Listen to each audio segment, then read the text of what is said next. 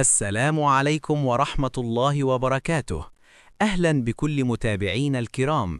ما تنسوش تعملوا لايك للفيديو وتشتركوا في القناة وتفعلوا زر الجرس علشان يوصلكم كل جديد أول بأول.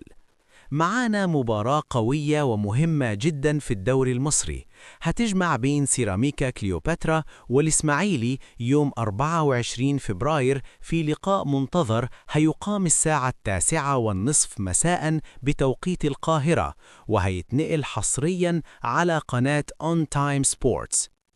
موقف الفريقين قبل المواجهة: سيراميكا داخل اللقاء وهو متصدر جدول الدوري وبيقدم موسم استثنائي بكل المقاييس، أداء قوي، نتائج مستقرة وثقة كبيرة في كل خطوط الفريق. الجماهير بتحلم بالاستمرار في الصدارة وتوسيع الفارق.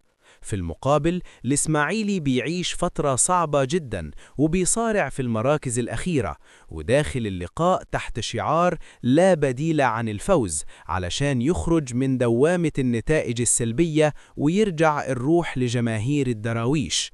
مواعيد المباراة في بعض الدول: مصر 9:30 مساء، السعودية 10:30 مساء، الإمارات 11:30 مساء، المغرب 8:30 مساء.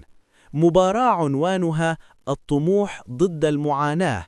هل يواصل سيراميكا الهيمنة على القمة، ولا الإسماعيلي يفجر مفاجأة تعيد له الأمل في البقاء؟ اكتبوا توقعاتكم في التعليقات، مين يكسب وكم النتيجة؟ انتظرونا.